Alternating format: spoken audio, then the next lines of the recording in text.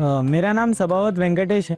हाँ वेंकटेश गारू, बताइए। तो सर अभी मुझे है ना टेक्नोलॉजी और रोबोटिक्स में बहुत इंटरेस्ट है। तो आजकल कई बार आपने भी बोला था कि स्किल ज़्यादा ज़रूरी है, और बाहर भी लोग बोलते हैं मार्क्स ज़्यादा ज़रूरी है, स्किल ज़रूरी है, मार्क्स ज़्यादा ज़रूरी है। ऐसा ही सोच सोच के हमारे अंदर एक डर बैठ जाता है। तो आप बताइए कि स्किल ज़्यादा ज़रूरी है या फिर मार्क्स ज़्यादा ज़रूरी है? ये जो मन में रहता है ना कि इसका महत्व है कि उसका महत्व है, खाने का महत्व है कि सोने का महत्व है, पढ़ने का महत्व है कि खेलने का महत्व है, उसका एक कॉमन जवाब होता है, हर चीज में संतुलन होना चाहिए, बैलेंस होना चाहिए। एक तरफ झुकोगे तो गिरोगे कि नहीं गिरोगे? Yes sir. और सही बैलेंस करके रहोगे तो गिरोगे क्या कभी? No sir. तो ये सिंपल सी बात है। अब दूसरी बात है, स्किल में भी दो प्रकार के स्किल है। एक है लाइफ स्किल, दूसरा है प्रोफेशनल स्किल। उसमें भी कोई मुझे पूछेगा कि साहब लाइफ स्किल में ध्यान देना चाहिए कि प्रोफेशनल, मैं कहूंगा दोनों में देना चाहिए।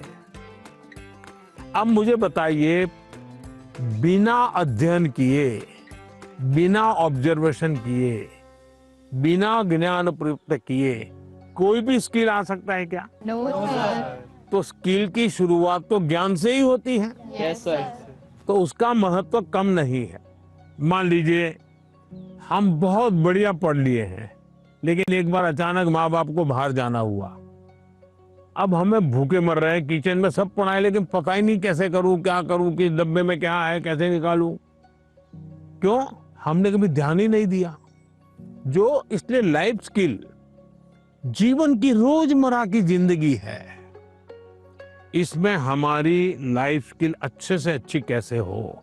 मेरा सुबह उठने का समय क्या है, सोने का समय क्या है, मैं व्यायाम करता हूं तो मेरी उम्र के हिसाब से मैं व्यायाम करता हूं, मुझे नया व्यायाम में सीखता हूं कि नहीं सीखता हूं। मैं किसी को मिलने जाता हूं तो मुझे बातचीत करना कॉन्फिडेंस से आता है कि नहीं आता है। मुझे रेलवे स्टेशन पे गया और मुझे मालूम ही नहीं है भाई टिकट कहाँ से लेना, तो मैं 10 लोगों को पूछता हूँ भाई टिकट कहाँ से लेता हूँ। तो लाइफ स्किल जो है वो हमने आत्मसात करनी ही करनी चाहिए। अब दूसरा विषय है प्रोफेशनल स्किल। आप मानो डॉक्टर बनने वाले हैं, तो डॉक्टरी की स्किल आपकी एकदम से अपडेट होनी चाहिए। ऐसा नहीं कि मैं नंबर 1 हो गया था यूनिवर्सिटी में और इसलिए मैं ऑपरेशन करूं या ना करूं चल जाएगा, ऐसा नहीं है। आपको अगर हार्ट स्पेशलिस्ट बनना है तो किताबें आपको हार्ट स्पेशलिस्ट बनने में मदद कर सकती है, हार्ट स्पेशलिस्ट नहीं बना सकती। हार्ट स्पेशलिस्ट तो आप तब बनेंगे जब एक्चुअली आप पेशेंट के साथ, उसके हर स्टेजेस के साथ जुड़ करके अपना स्किल डेवलप करोगे। अगर आपको वकील बनना है, आपको कॉन्स्टिट्यूशन की सारी धाराएं पता है, इस धारा में इतनी सजा होती है, इस धारा से ऐसे बेल मिलता है, सब मालूम है। लेकिन अगर आपको अदालत में जाकर के एक वकील के रूप में तैयार होना है तो किसी वकील का जूनियर बनना पड़ता है, प्रोफेशनल स्किल सीखनी पड़ती है, उसमें से आपको आगे आना होता है। और इसलिए लाइफ स्किल, उसमें कोई कॉम्प्रोमाइज नहीं है, 100% वो तो अचीव करना ही चाहिए। प्रोफेशनल स्किल, जिस प्रोफेशन में इंटरेस्ट है, इसमें लगातार नया करते जाना। अब उसमें भी पहले हार्ट के पेशेंट को इतनी टेक्नोलॉजी नहीं थी, आज टेक्नोलॉजी आ गई। तो आपकी उम्र भले 40 साल हो गई होगी, लेकिन आपको टेक्नोलॉजी पढ़नी पड़ेगी। तो शिक्षा और स्किल एक दूसरे के जुड़वा भाई बहन है, वो दो अलग नहीं है, लेकिन स्किल जीवन में बहुत अनिवार्य है। मैं एक बहुत गरीब फैमिली से बिलोंग करता हूँ। फैमिली भी प्राउड फील कर रही है कि मेरा बेटा गया है। वो एक्साइटमेंट बढ़ गई थी उनसे बात करने के लिए, तो हमें ऐसा चांस मिला कि हम बात कर सकते हैं उनसे। जैन सर। सर मेरा नाम हेमोता के शाम है, मैं सैनिक स्कूल इम्फाल मणिपुर से आई हूँ। सर आप बचपन से मेरी एक बहुत बड़ी इंस्पिरेशन रही है और मेरा जन्मदिन भी आपके साथ ही आता है। अच्छा, मुझे अभी एक नेता ने फोन किया था मेरे जन्मदिन पर, है 17 सितंबर को।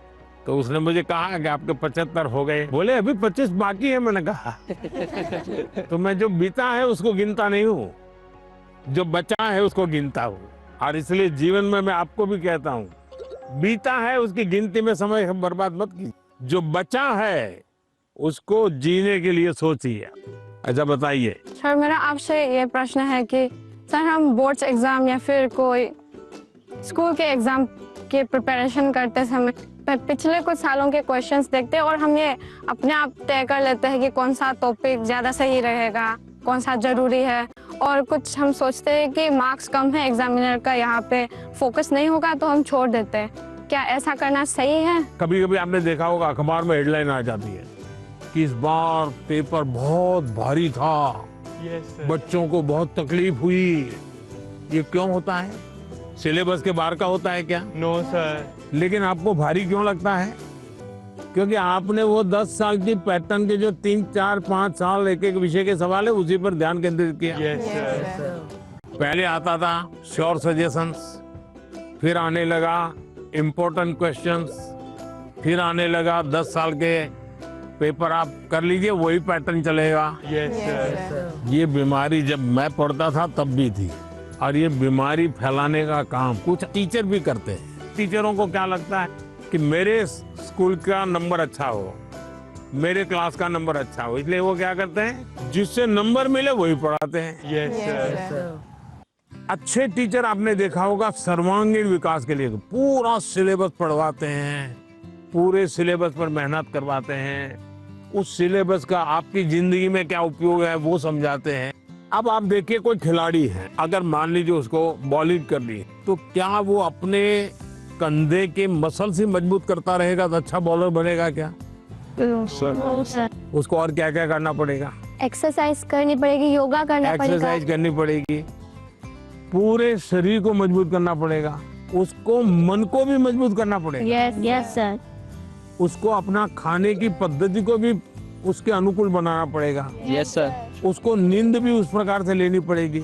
करता क्या है? बॉल फेंकता है, लेकिन पूरे शरीर को तैयार करता है कि नहीं करता है? Yes sir. शरीर का एक अंग भी वीक रह गया, बॉलिंग अच्छी करता है, कंधा बहुत अच्छा है, स्पीड सब अच्छी है, लेकिन पैर ठीक नहीं काम कर रहा है तो बॉलिंग कर पाएगा क्या? No sir. जैसे एक प्लेयर को अपने गोल को पाने के लिए खेल में मास्टरी पानी है तो भी उसको संपूर्ण शरीर की चिंता करनी पड़ती है। वैसे ही हम जिंदगी परीक्षा के लिए नहीं है, हमारे जीवन को बनाने के लिए शिक्षा एक माध्यम है। और हम शिक्षा सही करते हैं, गलत करते हैं तो बार बार हम अपने एग्जाम करते हैं। तो ये जो एग्जाम है वो हमें अपने आप को एग्जामिन करने के लिए एग्जाम है। अल्टीमेट गोल एग्जाम के नंबर नहीं हो सकता है। अल्टीमेट गोल संपूर्ण जीवन के विकास का होना चाहिए। और इसलिए ये जो पैटर्न हम 10 क्वेश्चन कर लें, ये कर लें, हमने अपने आप को सीमित नहीं करना चाहिए। इसका मतलब ये नहीं कि ये भी नहीं करना, ये भी करना चाहिए, लेकिन उसको अगर 10% देते हैं तो 90% और करना चाहिए। तो मेरा तो सभी विद्यार्थियों से आग्रह है कि आप जिंदगी सबसे ज्यादा उत्तम बने, जीवन अपना श्रेष्ठ बने, अपना पूरा जीवन शानदार रहे, उसके लिए जीवन को तैयार करना है। और शिक्षा एक माध्यम है, उस माध्यम के रूप में उसको करना चाहिए। ठीक है? सर मैं आपसे ये क्वेश्चन पूछना चाहती हूँ कि जिस सब्जेक्ट में मुझे ज़्यादा मेहनत करने की ज़रूरत है उसका फोकस ना करके प्री बोर्ड में कैसे बेहतर परफॉर्म करने के लिए उसका भी प्रेशर होता है, हम कैसे अपनी पढ़ाई में संतुलन बनाए? ये सबके लिए चिंता का विषय है। पहले क्वार्टर में कुछ विषयों में अच्छा करते हैं, दूसरे क्वार्टर में कुछ विषयों में अच्छा करते हैं, और फिर हमको लगता है कि अब क्या करूं, मैं ये करूं कि वो करूं। हमें भीतर के विद्यार्थी को हमेशा चैतन्य युक्त रखना चाहिए। शिक्षा ये मजबूरी नहीं होनी चाहिए, शिक्षा ये बोझ नहीं होना चाहिए, हमारा टोटल इन्वॉल्वमेंट चाहिए, टोटल इन्वॉल्वमेंट। अगर टोटल इन्वॉल्वमेंट नहीं है तो फिर आधी अधूरी शिक्षा वो जीवन को कहीं सफल नहीं बनाने देती। ये जो बीमारी आ गई है, मार्क्स मार्क्स मार्क्स, मुझे बता दीजिए, जो पिछले साल बोर्ड में 1 से 10 नंबर जो लाए हैं, आपको किसी को नाम याद है क्या? बहुत मुश्किल से याद होगा जी। इतना ही नहीं, आप 1 महीने के बाद पूछोगे कि भाई ये अखबार में इनकी फोटो छपी थी, इनके नाम आए थे, वाहवाही हुई थी, फिर भी हम उतना उनको भी याद नहीं रखते। उस स्कूल के बच्चों को भी पता होगा कि उनके स्कूल में इतना नंबर आए थे। इसका मतलब इन सब चीजों का कितना महत्व है। कुछ समय के लिए याद कुछ समय के लिए होता यस है, सर, यस। उससे ज्यादा तो होता नहीं है।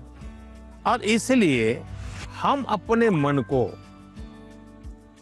नंबर मार्क्स उससे जोड़ने के बजाय मेरे जीवन कहां पहुंचा, और उसके लिए लगातार अपने आप को कसते रहना चाहिए, कसौटी करते रहे, खुद की, क्लासरूम में नहीं, हाँ। एग्जामिनेशन रूम में नहीं, खुद को कसते रहना चाहिए।